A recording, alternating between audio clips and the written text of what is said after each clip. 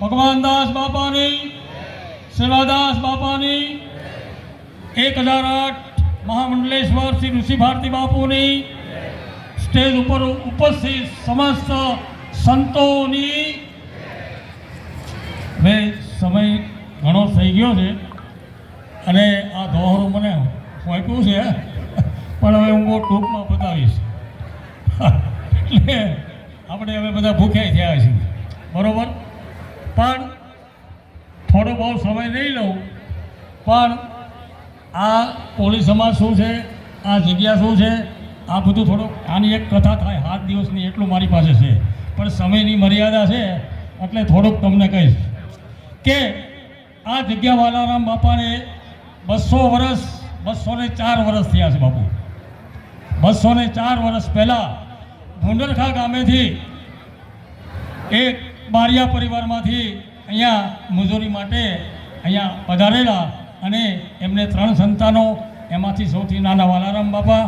અને આ જે નાનપણથી જેને ભગવાનની સાથે જ્ઞાન અને જેનો જે આપણે એક સાખી છે કે ભક્ત બીજ પલટેની જાય જોગ આનંદ, હું શનિ શિખર અવતરે આગળ સંતનો સંત, એમ આ વાલારામ બાપા એ પોતે આ જગ્યા હું કહું એટલા લાલજી મહારાજનું છે ને, એટલે હું તમને કહું કે આ લાલજી મહારાજ અહીંયા શું કામ બેઠા છે એનું થોડુંક તમને કહીશ.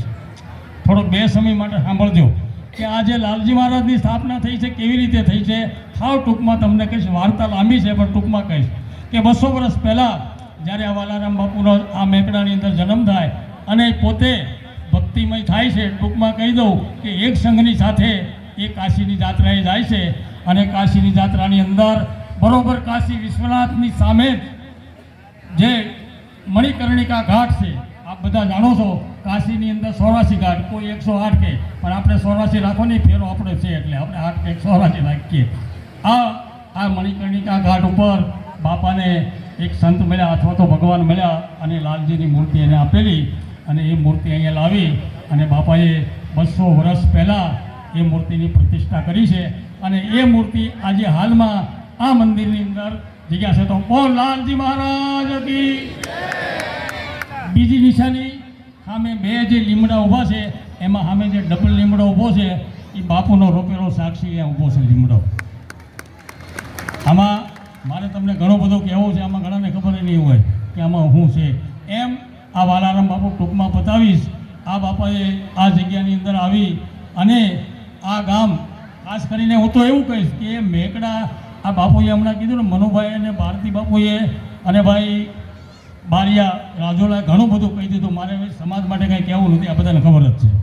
પણ આ જગ્યાની અંદર જે વાલા બાપાએ જે અહીંયા જગ્યાની સ્થાપના કર્યા પછી આપણે અહીંયા આવતા હતા ખરા, થાળ થતા હતા ખરા, પણ આજે જે બન્યું છે એ આ સમાજ માટે એક નવી દિશા ઊભી કરે એવું કામ આ ભોળાભાઈને એની આખી ટીમે ઊભું કર્યું છે.